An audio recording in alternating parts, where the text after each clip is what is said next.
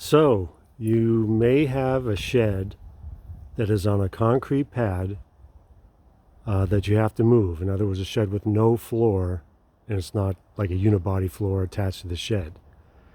Where I live in the Pacific Northwest, Portland, Oregon,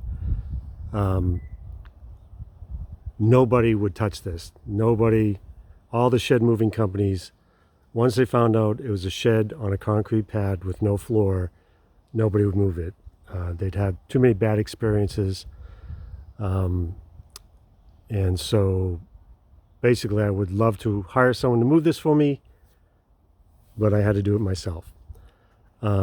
So I'm just going to quickly go over the things I did to move the shed. The biggest issue for me was moving it off the concrete pad it was on. And you can look at that concrete pad and you can see, in this corner here, that's about a foot off the ground.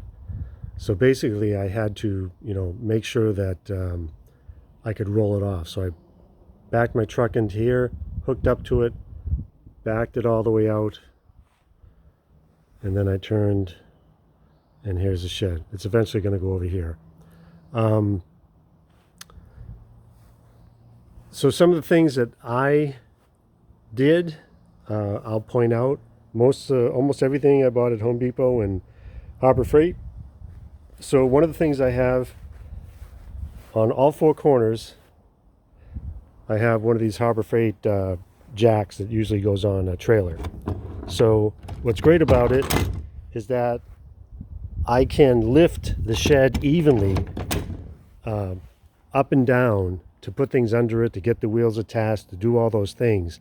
So basically what I do is I would put a concrete block here, lift it up, brace it, run the jack back up again, put another couple of concrete blocks, lift again, and that way I can get it really high. So these work really good. I have them double braced. I have each wall connected to it in the corner.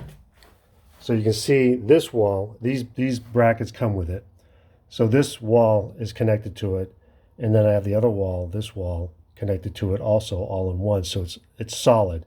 That way this wall isn't being ripped away because I got to attach to this wall. Another thing I bought was these caster wheels. I got these at Harbor Freight. I've got 3 of them. 1, 2, 3. So that way I can steer the front. They cost about $19 a piece. Those jacks I just talked about, they were about $35 a piece.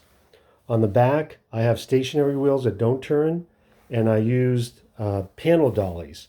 So this is a panel dolly. You can get these for about $60, $65. I got them at Home Depot. I got them shipped to me, no shipping charge. If you buy them on Amazon, you're probably going to get charged like $40, $50 for shipping.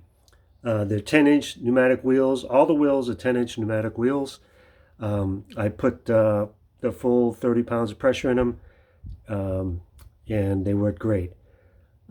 These I bought from Home Depot, and I wanted to get a third one for the middle because I realized I needed more because those 2 weren't enough, and then they were out of stock, so I had to make one.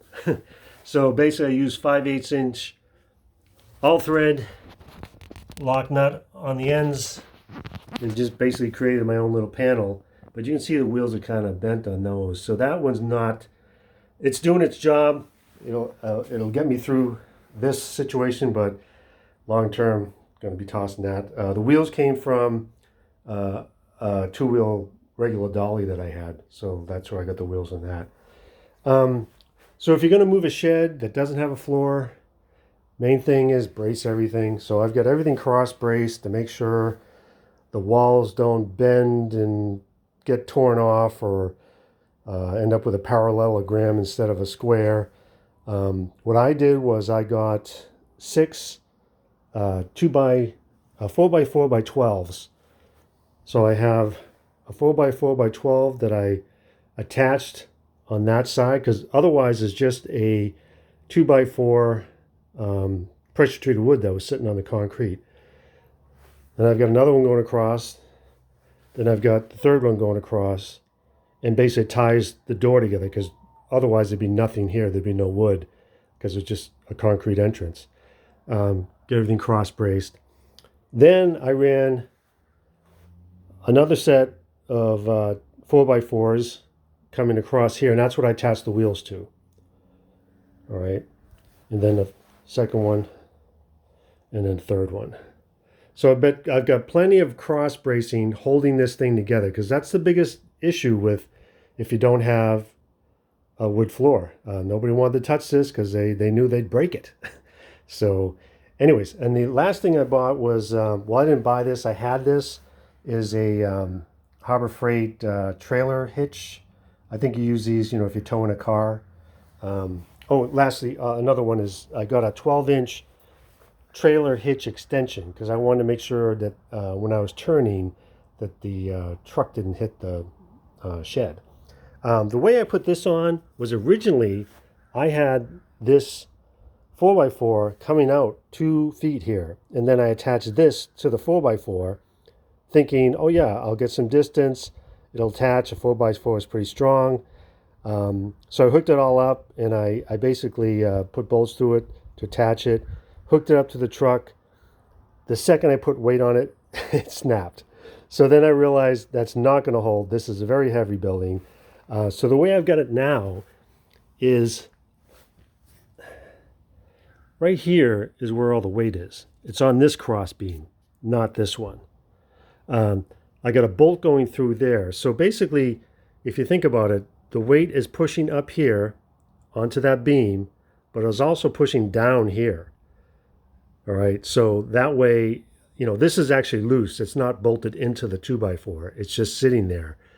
And then also I got the correct, set the correct height. That's another reason I have the casters in front and the way I've got them bolted in, because they're basically bolted underneath, where those are basically sitting cradled, and it's lower in the back. Because it's higher in front, it brings the height of it just at the right height for hooking up to your hitch. When I first tried it, I thought I was going to have one wheel there, and hook up to the hitch on the truck, and that was going to be, I was just going to steer with that.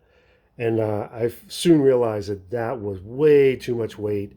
It was going down to the ground. My tires are bulging. I said, okay, so I got to really think of something else. That's when I added the wheels. So basically I have 9 wheels, 6 in the back and 3 in the front. And then also the truck is carrying a little bit of weight there. So it's looking good. So you can see the wheels they're a little bit bulging, but they're holding the weight pretty well.